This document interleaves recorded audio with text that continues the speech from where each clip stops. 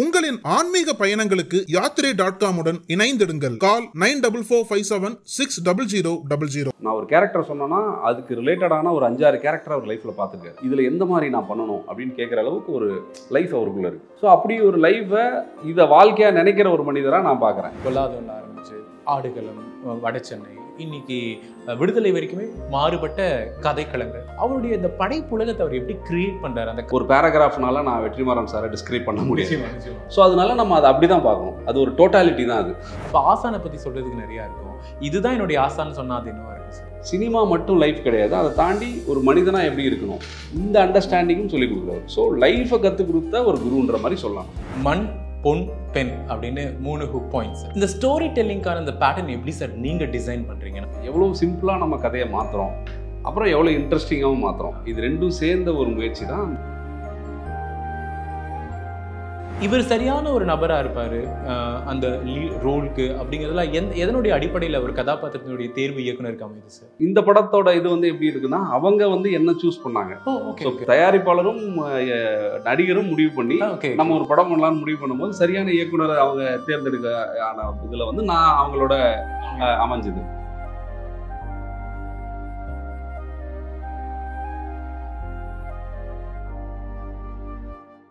Hi, வணக்கம் and welcome to Nakkeeran studios. நான் ராம்குமார். இன்னைக்கான கான்வர்சேஷனில் நம்மளோட ஜாயின் பண்ணியிருக்காங்க இயக்குனர் திரு துரை செந்தில்குமார் சார். சார் வணக்கம். வணக்கம், வாழ்த்துக்கள். Thank you so much sir. இப்போ உங்களுடைய ஹீரோக்களை பற்றி போகணும்னு நினைக்கிறேன். ஒருத்தர் ப்ரிடாமினண்ட்டாக வெர்சடைலாக பர்ஃபார்மன்ஸ் பண்ணிகிட்டே இருக்காரு மிஸ்டர் தனுஷ் அவர்கள். இன்னொருத்தர் என்டர்டைன்மெண்ட்டில் பாக்ஸ் ஆஃபீஸை ஹிட் பண்ணுறாரு மிஸ்டர் சிவகார்த்திகேயன். ஒருத்தர் இப்போ கேம் சேஞ்சராக இருக்காரு சூரி. 3 பேர்த்தோடைய குவாலிட்டியை பற்றி பேசுங்க. அஸ் அன் ஆக்டராக ஆன் ஸ்க்ரீனில் வந்ததுக்கப்புறமா அவங்களுடைய பர்ஃபார்மன்ஸினுடைய குவாலிட்டி எப்படி இருக்கும் சார்? ஃபர்ஸ்ட் தனுஷ் சார் இருந்தார். தனுஷ் சார் வந்து ஒரு அந்த வேர்ல்டுக்குள்ளே போயிடுவார். இப்போ நம்ம கதை சொல்லும் போதே அவர் என்ன மாதிரி கதை கேட்பார்னா, கதை என்னன்றதை தாண்டி இது என்ன மாதிரி வேர்ல்டு, இந்த வேர்ல்டுக்குள்ளே நான் இருக்கிறேன்னா என்னால் அதை ஐடென்டிஃபை பண்ணிக்க முடியுதா, அந்த கேரக்டரை என்னால் ரிலேட் பண்ணிக்க முடியுதா, இப்படி தான் ஒரு ப்ராஜெக்டை அப்ரோச் பண்ணுறாருன்றது என்னோட அவதானிப்பு அவரோட நான் இருந்ததில்லை. ஸோ அதனால ஃப்ரம் டே 1 அவர் வந்து ஒரு ஸ்கிரிப்டை கேட்டு ஓகே பண்ணிட்டாருன்னா, அந்த வேர்ல்டுக்குள்ளே இருக்கிற ஒரு மனிதனா அதுக்கு என்ன மாதிரி பாடி லாங்குவேஜ் வேணும், அதுக்கு என்ன மாதிரி நுவான்சஸ் வேணும், அதோடு தான் வந்து நிற்பார். ஸோ அப்படியே கம்ப்ளீட் மேனாக வந்து நிற்பார். ஆமாம், டெஃபினட்டாக அந்த வேர்ல்டுக்குள்ளே என்ன மாதிரி கேரக்டராக இவர் இருக்கார், அந்த வேர்ல்டு எப்படி புரிஞ்சுக்கிட்டாரோ அந்த வேர்ல்டுக்குள்ளே இருக்கிற ஒரு கேரக்டராகவே நமக்கு செட்டில் வந்து நிற்பார். அது ஒரு டைரக்டருக்கு அதுக்கு மேலே என்ன வேணும், ஒரு ஆர்டிஸ்ட் கிட்ட. அதுக்கப்புறம் நம்ம எமோஷன்ஸ் எக்ஸ்ட்ராக்ட் பண்ணாலே போதும். மிஸ்டர் சிவகார்த்திகேயன் அவர் வந்து எப்படின்னா ஒரு என்டர்டெய்னர். அவர் வந்து என்ன சொல்கிறது, எல்லா சூழ்நிலையிலையும் எல்லா விதமான மக்களையும் என்டர்டெயின் பண்ணணும். தன்னோட படங்களை பெருவாரியான மக்கள் பார்க்குறாங்கன்றதை புரிஞ்சுக்கிட்டு மியூச்சுவல் பெருவாரியான மக்கள் பார்க்கறதுனால அந்த மாதிரி படங்களை நம்ம கொடுக்கணுன்ற ஒரு கான்ஷியஸ் டிசிஷனோட அதுதான் அவருக்கு நல்லா வரும். ஒரு என்டர்டெய்னராக அவரை வந்து வச்சுக்க விடுறது அவருக்கு ரொம்ப ஈஸியாக வரும், எஃபர்ட்லெஸ்ஸாக பண்ணுவார். இதெல்லாம் இருக்கிறதுனால அவரோட இது எப்படி இருக்குன்னா, ஒவ்வொரு சீன்ஸ்குள்ளேயும் அந்த என்டர்டெயின்மெண்ட் ஃபேக்டர் எப்படி எடுத்துகிட்டு வருது, அந்த சீனை எமோஷனாக இருந்தாலும் ஆக்ஷனாக இருந்தாலும் அதை எல்லாரும் பார்க்குற மாதிரி எப்படி கொண்டு போய் சேர்க்கறது, இப்படி அவரோடது இருக்கும். சூரி சார்து வந்து அகெயின் நான் இப்போ தான் அவர் ஸ்டார்ட் பண்ணுறார் ஆக்சுவலி ஹீரோ. இதை எனக்கு எப்படி இருக்குன்னா, ஒரு வாழ்க்கையை படித்த ஒரு மனிதனாக தெரிகிறார். அவர் நிறைய கேரக்டர்ஸ் அவருக்குள்ளே இருக்குது, நிறைய லைஃப்பை உள்ளே வச்சுருக்காரு அனுபவ ரீதியாக. அப்புறம் எல்லாருடைய உணர்வுகளையும் புரிஞ்சுக்கிட்ட காமெடின்றது என்ன சொல்கிறது, இப்போது நாகேஷ் சார்லேருந்து ஆரம்பித்தா காமெடி நல்லா பண்ணுறவங்க எமோஷன்ஸ் ஈஸியாக எக்ஸ்ட்ராக்ட் பண்ணுவாங்க. அவங்க எமோஷனலாக இருந்தாங்கன்னா நம்மளால் பார்க்க முடியாது. அந்த மாதிரியான ஒரு ஸ்பேஸில் இருக்கக்கூடிய ஒரு நடிகர். அதனால அவருக்கு வாழ்க்கை நல்லா தெரியுது. நான் ஒரு கேரக்டர் சொன்னேன்னா அதுக்கு ரிலேட்டடான ஒரு 5-6 கேரக்டர் அவர் லைஃப்பில் பார்த்துருக்காரு. இதில் எந்த மாதிரி நான் பண்ணணும் அப்படின்னு கேட்குற அளவுக்கு ஒரு லைஃப் அவருக்குள்ளே இருக்குது. ஸோ அப்படி ஒரு லைஃப்பை இதை வாழ்க்கையாக நினைக்கிற ஒரு மனிதராக நான் பார்க்குறேன் சூரி சாரை இப்போ நான் இந்த படத்தில் ஒர்க் பண்ணதில்லை. ஸோ இப்படி தான் என்னால் டிஃப்ரென்ஷியேட் பண்ண முடியுது இவங்களோட இது. இப்போ நீங்கள் ஒரு டிரெக்டராக இப்போ பாருங்களேன், இப்போ சிவகார்த்திகேயன் சார் ஒரு உச்சத்தில் இருக்கார். பட் ஏர்லியர் டைம் எதிர்நீச்சல் அப்படிங்கும்போது அது அவருக்கு ஒரு பெரிய ஸ்கேல் ஆஃப் பட்ஜெட்டில் வந்து படம் தான். அந்த டைமில் நீங்கள் அதை டிரெக்ட் பண்ணுறீங்க, அது பெரிய வெற்றி அடையுது. கம் டு சூரி சார், இப்போ அவர் ஹீரோவாக செகண்ட் படம் விடுதலைக்கு அப்புறமா இதுவுமே இப்போ அவருக்கு ஒரு பெரிய ஸ்கேலாக போகுது, எல்லா டாக் ஆஃப் டவுனாக போகுது. ஒரு காமெடியன் ஹீரோவாக மாதிரி 40 கோடி இந்த ஒரு பர்டிகுலர் டேஸில் அப்படிங்கிற ஒரு நம்பர்லாம் போகும்போது ரொம்ப சந்தோஷம்தான். பட் நீங்கள் சொல்லுங்கள், டு த கோர் ட்ரஸ்ட்டுங்கிற ஒரு ப்ராசஸ் இருக்குல்ல sir. they don't have a more experience as lead, but இருந்தாலுமே they can அப்படிங்கிற ஒரு ட்ரஸ்ட் ப்ராசஸ் இருக்குல்ல சார். அது எதனுடைய அடிப்படையில் ஒரு இயக்குனருக்கும் கதாநாயகனுக்கும் அமையுது சார்? இப்போ ஒரு கதையை நம்ம ஒரு ஹீரோ கிட்ட சொல்ல ஆரம்பிக்கிறோம் இல்லைங்களா, இனிஷியலாக கதை பேச ஆரம்பிக்கிறதுலேருந்து நம்ம கதையை நம்ம சொல்கிற மொமெண்ட்டை அவர் எப்படி உள்வாங்கிக்கிறாரு, அந்த இடத்துல இருந்தும் அவருக்கு நம்ம எப்படி ஒரு கேரக்டரை டிஸ்கிரைப் பண்ணுறோம் அதில் அவங்களால கம்ஃபர்டபுளாக இருக்க முடியுதா. இன்னும் ஒரு ஆக்ஷன் சொல்லும் போது கூட நான் என்ன மாதிரி ஷார்ட் டிவிஷன்ஸில் சொல்கிறேன், என்ன அவங்க கிட்டேருந்து நான் எக்ஸ்பிரஷன் எதிர்பார்க்குறேன் அப்படின்றத சில பேர் கம்ஃபர்டபுளாக வச்சுப்பாங்க, சிலருக்கு வந்து அது கொஞ்சம் இதாக இல்லாமல் இருக்கும். டைரக்டரை பொறுத்து மாறுபடும் இல்லையா. ஸோ இப்போ நம்ம சொல்கிறதுக்கும் அவங்களுக்கும் முரண்பாடு இருக்கு இல்லாமல் இருந்துச்சுன்னா நம்மளால் ஓகே நம்ம நினைக்கிறதுக்குள்ளே அவங்க வந்துட்டாங்க, இந்த பேசிஸில் தான் நம்ம அதை இது பண்ணுறோம். அந்த ஏதாவது ஒரு இடத்துல அந்த முரண்பாடு ஏற்படுது இல்லை சார், அது இன்னொன்று கொஞ்சம் எக்ஸ்ட்ரா வச்சுக்கலாமே, இது வேணாமே அப்படிங்கும்போது அதை எப்படி நீங்கள் கன்வின்ஸ் பண்ணுறீங்களா? இது ஸ்டோரிக்கு ரொம்ப முக்கியமானதாக இருக்கும்போது எப்படி கன்வின்ஸ் பண்ணுறீங்க சார்? இல்லை, நான் பொலைட்டாக எனக்கு என்னென்னா எனக்கு இதுதான் வேணுன்றதுல நான் எப்பயும் ஸ்ட்ராங்காக இருப்பேன். இன்கேஸ் ஆக்டர்ஸ் வந்து ஆட் பண்ணுறாங்க அப்படின்னா நான் நோ சொல்ல மாட்டேன், அதை எடுத்துப்பேன். பட் ஃபைனல் டேபிளில் நான் எல்லாரோட ஒப்பீனியன்ஸும் கேட்பேன். எனக்கு அகைன் நான் சொல்கிறது தான் எனக்கு கன்வின்சிங்காக இருக்குது அப்படின்னா நான், ஏன்னா அந்த கால் வந்து நீங்கள் எப்பயுமே ஃபில்ம் மேக்கிங்கில் வந்து அவேராக இருக்கணுன்றது ஒரு முக்கியமான விஷயம். ஏன்னா யாரோ ஒரு லைட் மேன், ஒரு லைட் ஆஃபீஸரோ, ஒரு சாதாரண ப்ரொடக்ஷன் அசிஸ்டன்ட் கூட ஒரு விஷயம் சொல்லுவான் ஒரு சீனில், அது வந்து ஒரு பயங்கரமான ஒரு சின்ன விஷயமா இருக்கும், ஆனால் நமக்கு அது தோணியிருக்காது ப்ராசஸில். அதனால ஃபில்ம் மேக்கிங்கில் நம்ம அவேராக இருக்க வேண்டியது ரொம்ப முக்கியம். அப்போ குறிப்பாக அந்த கேரக்டர் மெயின் லீடு பண்ணுற ஆக்டர் வந்து இன்னும் அதுக்குள்ளே வாழ்க்கைக்குள்ளே இருப்பாங்க. ஸோ அவங்க சொல்கிற ஒரு டிசிஷன், ஒரு சஜஷன் வந்து தப்பாக இருக்கிறதுக்கு வாய்ப்பு இல்லை. மேபி வேற ஒரு பர்ஸ்பெக்டிவாக இருக்கலாம். அதை நான் வந்து திரும்பவும் எடுக்கணும்னு நினச்சேன்னா இது எல்லாத்தையும் அசம்பிள் பண்ணி அந்த இடத்துல வச்சு நான் எடுக்கிறதுன்றது பெரிய ப்ராசஸ் நிச்சயமாக. ஆனால் ஒரு டேக் போகிறதுன்றது எனக்கு பெரிய ப்ராசஸ் இல்லை. அதனால நான் எப்படி பார்ப்பேன்னா, நீங்கள் சொல்கிறத நான் எடுத்துக்கிறேன், கன்வின்ஸ் பண்ண ட்ரை பண்ணுவேன். இன்கேஸ் அவர் சொல்கிறதுல என்னால் டிசிஷன் எடுக்க முடியல, நான் ஷியூராக இருந்தேன்னா நான் வாங்கவே மாட்டேன். இல்லை எனக்கே வந்து இல்லை அது பெட்டராக இருக்கலாமோன்னு தோணுச்சுன்னா நான் எடுத்துப்பேன். ஃபைனல் டேபிளில் அதை இது பண்ணுவேன். அதான். ஓகே சார், வெற்றிமாறன் அவர்களை பற்றி பேசணும் அப்படின்னு ஆசைப்படுறேன். ஏன்னா அவருடைய படைப்புலகம் அப்படின்னு ஒரு விஷயத்தை நம்ம பேசும்போது பொல்லாதவன்ல ஆரம்பிச்சு ஆடுகளம், வடச்சென்னை, இன்னைக்கு விடுதலை வரைக்குமே மாறுபட்ட கதைக்களங்கள். அவருடைய படைப்புலகம் வித்தியாசமாக இருக்குது, மாறுபட்ட கதை மாந்தர்களுடைய படைப்பாக இருக்குது.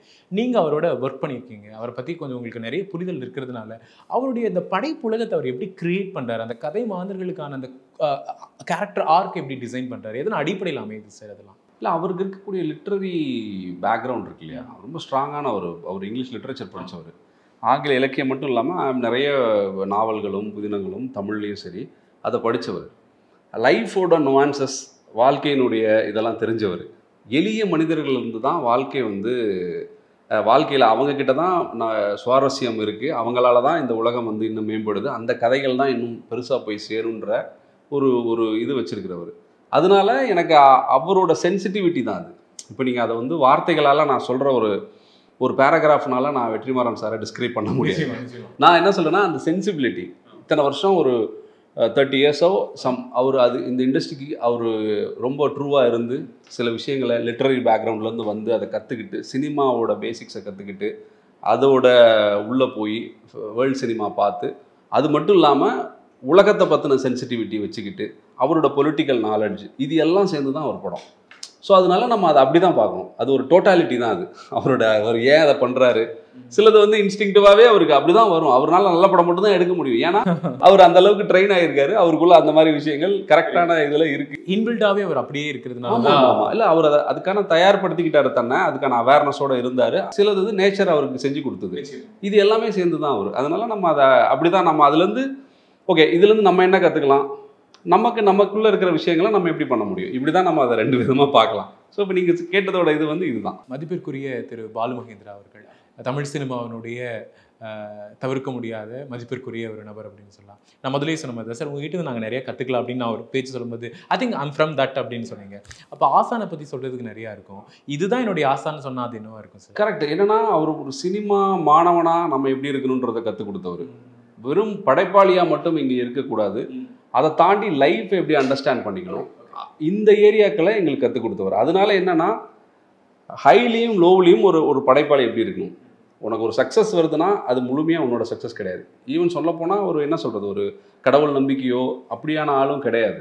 ஆனாலும் சில விஷயங்கள்ல அவர் ஒரு நேச்சரோடையோ இதோடையோ சேர்ந்து கனெக்ட் பண்ணி வச்சுருக்காரு. சில விஷயங்கள் நடக்கணும்னா சிலது அமையும், ஒரு படத்துக்கு தேவையானது அது அமையும். இப்படிலாம் சொல்லும் போது நமக்கு என்ன நம்ம அதுலேருந்து எடுத்துக்கிறோன்னா, ஒரு படம் சக்ஸஸ் கூட நம்மளால் நடக்கலை, அது எல்லாமே சேர்ந்து அமைஞ்சுது அந்த படத்தில். நம்மளோட உழைப்பும் இருக்குது, இதுலேருந்து இதெல்லாம் டேக்அவே, இதெல்லாம் நேச்சர் டிசைன் பண்ணது இப்படின்ற ஒரு புரிதல் இருக்கு இல்லையா. அதுவே ஒரு படம் சரியாக போலன்னா அதே தான், நம்மளோட வேலையை நம்ம கரெக்டாக செஞ்சுருக்கிறோம். ஆனால் சில விஷயங்கள் நேச்சரோ ஏதோ ஒன்றும் நமக்கு சரியாக அமையல, இந்த டேக்அவே இருக்குல்ல, இந்த கிளாரிட்டியும் சினிமா மட்டும் லைஃப் கிடையாது, அதை தாண்டி ஒரு மனிதனாக எப்படி இருக்கணும் இந்த அண்டர்ஸ்டாண்டிங்கும் சொல்லிக் கொடுக்குறவர். ஸோ லைஃப்பை கற்றுக் கொடுத்த ஒரு குருன்ற மாதிரி சொல்லலாம் நம்ம. கருடன் நட்பு, காதல், நம்பிக்கை, துரோகம்னு பல உணர்வுகள், மண், பொன், பெண் அப்படின்னு 3 ஹுக் பாயிண்ட்ஸ். இந்த ஸ்டோரி டெல்லிங்கான இந்த பேட்டர்ன் எப்படி சார் நீங்கள் டிசைன் பண்ணுறீங்க? நாங்கள் ஒரு அவுட்புட்டாக படத்தை பார்க்குறோம், என்ஜாய் பண்ணுறோம்.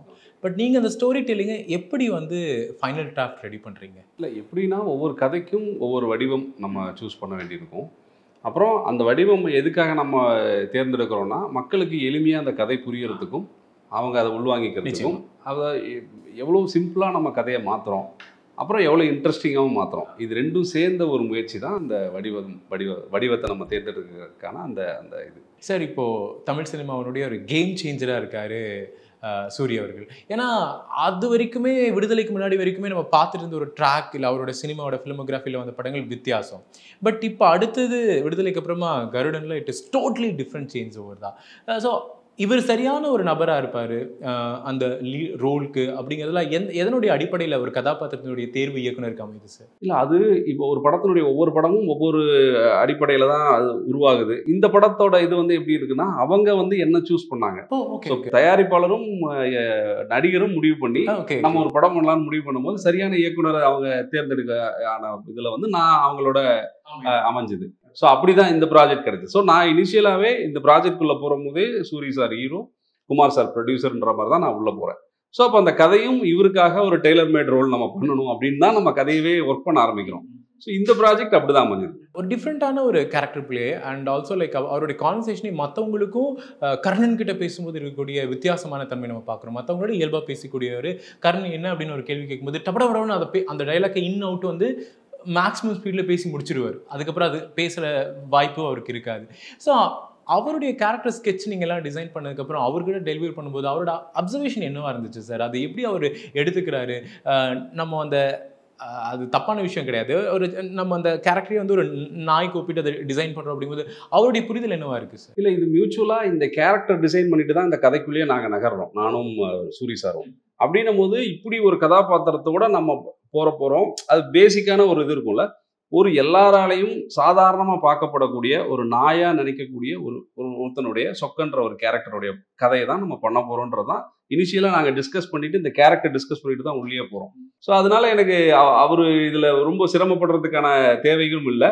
அந்த எமோஷனல் பார்ட் வந்து ஒரு காமெடி நடிகர் இதுக்குள்ளே எப்படி எமோஷனலாக அவர் கன்வெர்ட் பண்ண போகிறாரு. இப்போ விடுதலையில் வந்து ஒரு இன்பிட்வீன் ட்ரா பண்ணியிருந்தார். அதாவது எமோஷன்ஸை வெளியே காட்ட முடியாத ஒரு வேலையில் இருக்கக்கூடிய ஒரு போலீஸ்காரன், ஒரு கான்ஸ்டபிள், அதுதான் அவரோட ரோலாக இருந்துச்சு. அதில் எல்லாத்தையும் அடக்கி வைக்கக்கூடிய ஒரு இதில் வந்து எனக்கு பொங்கி வெடிக்கணும், இந்த மாதிரியான இதை எப்படி பண்ண போகிறோன்றது தான் எனக்கு அவருக்குமான டிஸ்கஷனாக நிறைய இருந்ததே தவிர இந்த கேரக்டரை உள்வாங்கிக்கிறதுல அவருக்கும் எனக்கும் அதை எடுத்துகிட்டு போகிறதுல எந்த சிக்கலுமே இல்லை. ஒரு சில கதாபாத்திரங்களுடைய தன்மை பார்த்தீங்க அப்படின்னா சில விலங்குகளோட ஒப்பிட்டு இயக்குநர்கள் வந்து அதை படையெடுப்பாங்க. விக்ரம் சார் பிதாமகனில் பார்த்தீங்கன்னா அந்த ஓனாய் மாதிரியான சில விஷயங்கள் இருக்கும். இப்போ கருடன்லேயே பார்க்கும்போது அவர் ஆரம்பத்துலேருந்து அதை சொல்லியிருப்பாங்க, நமக்கு நான் யாருன்னு தெரில, என் அப்பத்தா சோறு போட்டு வளர்த்தான், கர்ணனுக்கும் அப்பத்தாக்கும் உயிரோட வரைக்கும் நன்றியுள்ள ஒரு விசுவாசமான நாயாக தான் இருப்பேன் அப்படின்னு அது கடைசி வரைக்குமே சொல்லியிருப்பாங்க. நீங்கள் எனக்கு இதுதான் சார், இந்த விலங்குகளை ஒப்பிட்டு ஒரு கதாபாத்திரத்தை உருவாக்கும் போது அதில் இருக்கக்கூடிய சுவாரஸ்ய தன்மைகள் என்னென்னவா சார் இருக்கும்? இல்லை, நமக்கு என்னன்னா விலங்குகளோட நம்ம ஈஸியாக நம்மளும் ஒரு விலங்கு தான், மனிதனும் ஒரு யூனிவர்ஸில் ஒரு. அப்போது நமக்கு என்ன ஆகுதுன்னா அதோட நம்ம இந்த மாதிரி ஒரு மெட்டஃபர் கிரியேட் பண்ணும் போது இன்னும் நம்ம ஈஸியாக அதை ஆடியன்ஸுக்கு கொண்டு போய் சேர்க்குற அந்த கேரக்டரோட தன்மையை அவங்களுக்கு எளிதாக புரியுற மாதிரி நம்ம சொல்லிட முடியுது. அது ஒரு கூடவே இருக்குது. எனக்கு அப்புறம் விசுவாசம்னு ஒரு டாபிக் எடுத்து நம்ம பேசும்போது நம்ம கூட விசுவாசத்துக்கு மனிதர்களை விடவும் நம்ம வேல்யூ பண்ணக்கூடிய ஒரு விலங்கு வந்து நாய் தான். அப்படின்னும் போது ஈஸியாக இதை நம்ம கம்பேர் பண்ணிடலாம், இந்த கதைக்குள்ள இது ஆப்டாக இருக்கும் அப்படின்ற மாதிரி அந்த கதை ஆரம்பத்திலேயே அது உருவாச்சு. அதனால எனக்கு இன்னும் எளிமையாகவும் மக்களுக்கு அது வந்து ஒரு வீட்டு நம்ம எல்லாருமே வளர்க்கக்கூடிய ஒரு விலங்குன்றதுனால இன்னும் எளிமையாக எனக்கு போய் சேரக்கூடிய ஒரு தன்மை இருந்ததுனால இதை நம்ம இந்த கதைக்குள்ளே வச்சோம். இப்போ வரக்கூடிய பெரும்பாலான படங்கள் ஒன்லைன் ஸ்டோரியோடைய வருது, அதாவது ஒரு நாள் நடக்கக்கூடிய சம்பவங்கள் அந்த மாதிரியே முடிஞ்சிடும். இல்லை பெரும்பாலும் பார்த்தீங்க அப்படின்னா ஒரு ஒன்லைன் ஸ்டோரியாகவே போகுது. பட் உங்களோட கதையை நம்ம சொல்கிறதுக்கே பார்த்தீங்க அப்படின்னா கிட்டத்தட்ட ஒரு 4 மணி நேரம் 5 மணி நேரம் எடுத்துக்கும். ஏன்னா அது ஒரு கேரக்டர் ஸ்கெட்சில் ஆரம்பிச்சு, அந்த ஊரில் ஆரம்பிச்சு, அந்த கோவில் ஆரம்பிச்சு, பல விஷயங்கள் போய்கிட்டே தான் இருக்குது. பட் அப்படிப்பட்ட ஒரு பெரிய கதையை ஒரு 2-2.5 மணி நேரத்தில் சுருக்கி மக்கள்கிட்ட நீங்கள் சொல்கிற மாதிரி தான் இயல்பாக எளிதாக மக்களுக்கு புரிகிற வகையில் அது கொடுக்குறது ஒரு இயக்குனருக்கு எப்படி இருக்குது சார்? ஸோ அதான் என்னென்னா, இப்போ ஒவ்வொருத்தருமே ஒவ்வொரு விதமாக தான் திரைக்கதையை அப்ரோச் பண்ணுறாங்க. நம்ம அமையிற ஒவ்வொரு கதை, இந்த கதையை பண்ணலான்னு முடிவெடுக்கும் பொழுது அந்த கதையினுடைய கால அளவு அதை பொறுத்து தான் நமக்கு திரைக்கதை அமைது. இப்போ நீங்கள் சொல்கிற மாதிரி நிறைய கதைகளை நம்ம சின்ன டைமுக்குள்ளே சொல்கிறதுன்றதும் என்ன சொல்கிறது, ஒரு கமர்ஷியல் ஃபிலிம் எடுக்கிறவங்களுக்கு அது ஆக்சுவலி பார்த்தா ஒரு நல்ல விஷயம் தான். ஏன்னா ரொம்ப சின்ன கதையை நம்ம எடுக்கும்போது ஸ்க்ரீன் பிளே வந்து ஆடியன்ஸ் எந்த இடத்துலையும் டயர்ட் ஆயிடுவாங்கன்ற ஒரு பயத்தோடையே நம்ம டைட்டாக பண்ண வேண்டியது இருக்கும். கொஞ்சம் பெரிய கதையாக இருக்கும்போது நம்ம அந்த கதைகளை சொல்லும் போதே அவங்களுக்கு அந்த சுவாரஸ்யத்தை என்கேஜிங்காக வச்சுக்கலாம். ஸோ அதனால அந்த மாதிரியான கதைகள் அமையும் பொழுது நம்ம அந்த மாதிரி கதைகளை ஈஸியாக ஆடியன்ஸுக்கிட்ட கமர்ஷியலாகவும் ஸ்பீடாகவும் கொண்டு போய் சேர்க்கறதுக்கு அந்த மாதிரியான நிறைய கதைகள் இருக்கிற இது வந்து குறிப்பாக வெற்றி சாரோட படங்கள் பார்த்தீங்கன்னாலும் கதைகள் நிறைய, ஆடுகளம் எல்லா படத்துலையுமே கதை நிறைய. என்னென்னா நமக்கு நிறைய கதைகளை சொல்லும் போது இன்னும் நம்ம ஃபாஸ்ட்டாக சொல்லுவோம், அவங்களோட இன்னும் இன்ட்ராக்ஷன்ஸ் பெட்டராக இருக்கும். சின்னதாகவும் சொல்லலாம், பட் ஒவ்வொருத்தருடைய சாய்ஸ் தான் நம்ம என்ன மாதிரி கதையை தேர்ந்தெடுக்கிறோன்றதை பொறுத்து தான். அது கதாபாத்திரங்கள்னு வரும்போது படத்தினுடைய எல்லா கதாபாத்திரத்துக்கும் ஒரு ஆர்க் இருக்குது, ஒரு டெப்த் இருக்குது.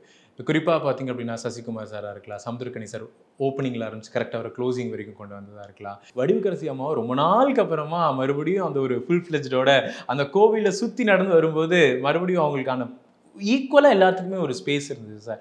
அது எப்படி சார் நீங்கள் அமைக்கிறீங்க? ஒரு எழுத்தாளராக இருக்கிறதுனாலையா, இல்லை ஒரு இயக்குனராக அவங்கள எப்படி டு த கோர் வந்து அந்த கண்டென்ட்டோடையே மெர்ஜ் பண்ணி கடைசி வரைக்கும் கொண்டு வரீங்க சார்? இல்லை, அது வந்து என்னென்னா ஒரு நடிகருடைய பெருந்தன்மைன்னு சொல்லலாம். இப்போ சூரி சார் மாதிரி ஒருத்தர் 2வது படம் நடிக்கும் பொழுது எல்லா நடிகர்களுக்கும் வாய்ப்பு இருக்கிற மாதிரி ஒரு கதையை தேர்ந்தெடுக்கிறது இருக்கு இல்லையா, அங்கிருந்தே அது ஆரம்பிக்குதுன்னு நான் நினைக்கிறேன். அப்புறம் சசி சார் மாதிரி ஒருத்தர் இந்த கதைக்குள்ளே என்னோட ஸ்பேஸ் இதுதான், ஆனால் நான் இதுக்குள்ளே என்னால் டெலிவர் பண்ண முடியுன்ற நம்பிக்கையோடு வராருல, அங்கிருந்து ஆரம்பிக்குது. ஸோ இதெல்லாம் தான் நம்ம வந்து ஒரு திரைக்கதை ஆசிரியருக்கு என்னென்னா, இப்போ நம்ம ஒரு ஹீரோ ஒரு வில்லனை வச்சு படம் பண்ணுன்ற ஒரு கம்பல்ஷனுக்குள்ளே இல்லாமல் நம்ம ஒரு அழகான ஒரு திரைக்கதையை எல்லா கேரக்டரோடையும் சேர்ந்து கொடுக்கலான்ற ஒரு வாய்ப்பு அமையுதில்ல, அந்த டைமில் இது சாத்தியப்படுது. அப்படி தான் இந்த படத்தில் அந்த வாய்ப்பு எனக்கு கிடைச்சதுனால ஸோ அதை முழுமையாக பயன்படுத்தணும் அப்படின்னும் போது எல்லா கேரக்டர்ஸ்குள்ளேயும் நம்ம ஒன்று க்ரியேட் பண்ணுறோம், அவங்களுக்கான மொமெண்ட்ஸை எடுத்துகிட்டு வரதுக்கும் ட்ரை பண்ணுறோம். அது எல்லாருமே சேர்ந்து என்ன சொல்கிறது, எல்லாரோட பங்களிப்பும் தான் இந்த மாதிரியான திரைக்கதை அமையறதுக்கு காரணம்னு நினைக்கிறேன். ஓகே, அப்போ இந்த கேரக்டர் ப்ளீஸ் நீங்கள் சொல்கிற மாதிரி நிறைய கதாபாத்திரங்கள் ஒன்று சேர்ந்து ஒரு கதையை நகர்த்ததுக்கும் ஒரே ஒரு ஹீரோ மட்டும் அந்த ஸ்டோரியை புஷ் பண்ணி அடுத்ததாக கொண்டு போகிறதுக்கும் நிறைய வித்தியாசம் இருக்குது. இதில் எதுவும் உங்களுக்கு பிடிச்சிருக்கு சார்? டெஃபினட்டாக எல்லா கேரக்டர்ஸும் சேர்ந்து என்னன்னா ஆடியன்ஸுக்குமே அதுதான் பிடிக்கும். இப்போ நீங்கள் ஒரே கேரக்டரோட படம் நகர்ற கதைகளை நம்ம கிட்டத்தட்ட 100 வருஷம் நம்ம தமிழ் சினிமாவோட நம்ம ஏஜாக சொல்கிறோம். எவ்வளோ படங்கள் நம்ம பார்த்துட்டோம். எம்ஜிஆர் சார் படங்கள் வந்து ஒரு அதுலேயுமே நமக்கு நிறைய கேரக்டர்ஸ் ப்ளே ஆகும். நான் என்ன சொல்கிறேன், ஒரு ஹீரோ மட்டுமே கதையை நகர்த்துறதுன்ற படங்களை நம்ம இப்போ ஒரு பாயிண்ட்டுக்கு அப்புறம் ஸ்டேல் ஆயிடுச்சுன்னு நினைக்கிறேன். மேபி இப்போ இந்த டைமில் இன்னொரு 4-5 வருஷம் கழிச்சு இன்னும் அது அந்த மாதிரி படங்களும் நமக்கு பிடிக்கலாம். இன்றைக்கி இருக்கிற ஆடியன்ஸ் வந்து கதாநாயகனை ஒரு சாமானியனாக பார்க்க ரெடி ஆகிட்டான். அவன் ஒரு ஹீரோயிக் இமேஜை வந்து சிலருக்கு மட்டும்தான் கொடுக்குறான். நிச்சயமாக ஆடியன்ஸ் அது எல்லாருக்குமே அவன் கொடுக்குறதில்ல. அப்படின்னும் போது அவனும் என் கூட சாமானியனாக ஒருத்தனாக இருக்கணும். எனக்கு இருக்கிற கேரக்டர்ஸ் மாதிரி நம்ம லைஃப்பில் நம்ம மட்டுமே எல்லாம் பண்ணிட முடியாது, நம்மளை சுற்றி நிறையா நடக்கும் இல்லையா, அப்படியே படமும் அப்படி இருக்கணும் ஆடியன்ஸ் நினைக்கிறாங்களோ அப்படின்றது என்னோட என்ன சொல்கிறது நான் புரிஞ்சுக்கிட்ட இது. அதனால இப்போ எனக்கு அந்த மாதிரியான கதைகள் வந்து இன்னும் பெட்டராக போய் சேரும். அது இன்னும் நீங்கள் கேட்டது மாதிரி எனக்கு ஒரு 2 பேர் ஒருத்தரோட ஹீரோவோட கதை பண்ணுறத விட இந்த மாதிரி கேரக்டர்ஸ் எல்லாம் சேர்ந்து ஒரு கதைக்குள்ளே அவங்களுக்குன்னு மொமெண்ட்ஸ் கிரியேட் ஆகி அந்த கதை நகர்றது வந்து எப்பயுமே ஒரு எனக்கு ரொம்ப பிடிக்கிற விஷயம் தான். ஓகே சார், குறிப்பாக எல்லாருமே சொல்லியிருப்பாங்க அந்த இன்டர்வல் பிளாக் சீன், அதை பற்றி பேசி ஆகணும்னு நினைக்கிறேன். அவ்வளோ சூப்பராக இருந்த ஒரு சீன். ஆக்சுவலாக அது ஒரு சூரிய அவர்களுடைய ஒரு டிரான்ஸ்ஃபர்மேஷன், அதுக்கு யுவன் அவர்களுடைய அந்த மியூசிக்கு ஸ்பெஷலி பார்த்தீங்கன்னா இன்டர்வல் சீனில் அந்த 3 பேரும் ஒன்று சேருது, சேசிங் ஃபைட்டிங்னு சொல்லிட்டு அது ஒரு கிட்டத்தட்ட ஒரு ப்ரீ கிளைமேக்ஸ்க்கான எல்லாத்துக்கும் இருக்குக்கான ஒரு சீன். அதோட மேக்கிங் பற்றி கொஞ்சம் எங்களுக்கு டிஸ்கிரைப் பண்ண முடியுமா சார்? கிட்டத்தட்ட நாங்கள் ஒரு 8 days கிட்ட அதை ஷூட் பண்ணணும். கும்பகோணத்தில் ஒரு கோயிலில். ஆக்சுவலி படம் ஆரம்பித்த ஒரு என்ன சொல்கிறது ஒரு 7 நாள் அந்த கோயில் சீக்வன்சஸ் ஃபுல்லாகவே கும்பகோணத்தில் ஷூட் பண்ணிவிட்டு இமீடியட்டாக நம்ம அந்த சீனுக்குள்ளே போனோம். ப்ரொடியூசருக்குமே என்னென்னா இந்த படத்தினுடைய முக்கியமான ஒரு காட்சியாக அந்த இன்டர்வல் இருக்கும் அப்படின்றது. ஏன்னா உங்களுக்கு ஸ்கிரிப்ட் சொல்லும் போதே நான் இந்த விஷயங்கள்லாம் சொல்லியிருந்தேன்.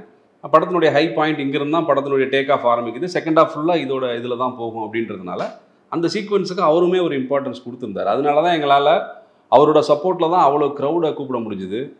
எல்லாருமே இன்றைக்கி வந்து அது ஒரு திருவிழா மாதிரி இருக்குது அப்படின்றத நம்ம உணர்ந்தோம் அப்படின்னு சொல்லும் போது அவருடைய பங்களிப்பு அதை என்ன சொல்கிறது ஒரு நாங்கள் கேட்ட எல்லாத்தையுமே கொடுத்தாரு. ஸோ அப்படி ஒரு 7-8 நாள் நாங்கள் பிளான் பண்ணி ஜென்ரலாக இப்போ சூரி சார் மாதிரி என்ன சொல்கிறது, ஒரு பிஸ்னஸ். இந்த படம் பார்த்தீங்கன்னா ஒரு மிடில் இதுதான், பட்ஜெட் தான். அப்படி தான் நாங்கள் இதை ப்ரொஜெக்ட் பண்ணிட்டு அப்படி தான் இதுவும் ஆகும், பிளேஸும் ஆகும். ஆனால் அதுக்குள்ளே இப்படியான சீக்வன்ஸை கிரியேட் பண்ணுறதுக்கு ப்ரொடியூசரும் மற்ற ஆர்டிஸ்ட்டுகள் எல்லாரும் சேர்ந்து சப்போர்ட் பண்ணதுனால நாங்கள் ஒரு 7-8 நாள், அதுவும் படத்தினுடைய பிகினிங்லேயே அதை ஷூட் பண்ண வேண்டி இருந்துச்சு. ஸோ ப்ரொடியூசர் எல்லாத்தையும் மைண்டில் வச்சு இது நல்லா வருன்ற நம்பிக்கையில் அவர் கொடுத்த இதில் தான் நாங்கள் அதை ஷூட் பண்ணோம். ஏன்னா ஜென்ரலாக 2 நாள் 3 நாளில் நம்ம ஃபைட்டோ இதுவோ பண்ணி முடிச்சிருவோம். 7 நாள் 8 நாளுன்றது நீங்கள் யோசிச்சு பாருங்கள், அது டபுள் ட்ரிபிள் டைம்ஸ் அது பட்ஜெட்டாகவே. ஆமாம், பட்ஜெட்டாகவே அவ்வளோ க்ரௌடு வேறு. ஆமாம். ஸோ அது ஒரு நம்பிக்கையில் தான், ப்ரொடியூசருக்கு எங்கள் டீம் மேலே இருந்த நம்பிக்கை தான் இந்த இது நடக்கிறதுக்கான ஒரு இதுவாக இருந்துச்சு. ஏன்னா அது ஒரு முக்கியமான சீனு, அதில் ஒரு ஃபைட் சீக்வன்ஸு, அது ஒரு இன்டர்வல் பிளாக்கிங் போது அப்படியே கட் பண்ணி கிளைமேக்ஸ் வந்தோம்னா அந்த களமே ரொம்ப நல்லா இருக்கும். அது ஒரு போர்க்களம் மாதிரி அந்த செங்கல் சூளையை மாற்றிருப்பீங்க. பின்னாடி சுற்றி காற்றுல அந்த செங்கல் அந்த துகளினுடைய மண்ணி அந்த சிவப்பு கலர்லேயே கிளைமேக்ஸ் வரைக்கும் கொண்டு போயிருப்பீங்க. அந்த ஐடியா இப்படி தான் இருக்கணுங்கிறது கிளைமேக்ஸை வந்து நீங்கள் டிசைன் பண்ணதா சார்? நாங்கள் லொக்கேஷன் பார்க்க போகிறப்பயே செங்கல் சூளையினுடைய வெவ்வேறு செங்கல் சூளைகள் அந்த தேனியில் நமக்கு அந்த நாங்கள் பண்ண ஏரியாவில் நிறைய செங்கல் சூளை இருந்த ஒரு இடம். அங்கே போய் பார்க்கும்போது அவங்க அந்த அந்த செங்கலை எரிக்கும் பொழுது இந்த மாதிரியான சுற்றியும் புகை. நாங்கள் போய்ட்டு லொக்கேஷன் பார்க்குற இடத்துல இப்படிலாம் இருந்துச்சு. ஸோ நானும் கேமராமேனாக அந்த விஷுவலை பார்த்தோன்னே எங்களுக்கு இதாக இருந்துச்சு, கண்டிப்பாக இது வந்து நம்ம படத்தில் வைக்கணும். அப்போ எங்கே வைக்கலான்னும் போது ஒரு ஸ்பெஷலான மூமெண்ட்டில் வைக்கலான்னும் போது அது கிளைமேக்ஸில் நமக்கு இன்னும் எமோஷனலான ஒரு இதுக்குள்ளே இந்த விஷுவல் இது வந்து நமக்கு இன்னும் பெட்டராக அதை கன்வெர்ட் பண்ணோம் அப்படின்னு தோணுச்சு. ஸோ அதனால அதை லொக்கேஷன் பார்க்கும்போதே ஃபிக்ஸ் பண்ணிட்டோம். அது கிளைமேக்ஸ்க்காக நாங்கள் சேர்த்து வச்சு கரெக்டாக அவரும் வில்சன் சாரோட இது தான் அது. இந்த மாதிரியான ஒரு செங்கல் கலரில் ஒரு ஆரஞ்சு டோனில் அதை எடுத்துகிட்டு வந்தோம்னா, ஏன்னா புகை வந்து அங்கே வெறும் ஒயிட்டாக கருப்பாக இந்த மாதிரி தான் புகை அந்த இது சுற்றி இருக்கும். அதை விட இந்த டோன் வந்து இன்னும் ஆட் பண்ணோம் அப்படின்னும் போது நாங்கள் அதை கொஞ்சம் சினிமேட்டிக்காக கொஞ்சம் லிபர்ட்டி எடுத்து சில ஃபில்டர்ஸ்லாம் யூஸ் பண்ணி தான் அந்த இதை க்ரியேட் பண்ணணும். நிச்சயமாக மறக்க முடியாத நிறைய விஷயங்களை எங்களோட ஷேர் பண்ணிட்டீங்க. படத்தினுடைய வெற்றி, உங்களுடைய அந்த எழுத்து, படைப்புலகம்னு நிறைய விஷயங்களோட ஷேர் பண்ணிட்டீங்க. அடுத்த படத்துக்கு ரெடி ஆகிட்டு இருக்கீங்க. கூடிய சீக்கிரத்தில் அது வரணும். அதை பற்றி அடுத்த இன்டர்வியூவில் நிறைய விஷயங்கள் பேசணும் அப்படிங்கிறது என்னுடைய ஆசை. வாழ்த்துக்கள் சார் உங்களுக்கு. மறுபடியும் எங்களோட கலந்துக்கிறது ரொம்ப நன்றி sir. Thank you so much. Thanks for your time.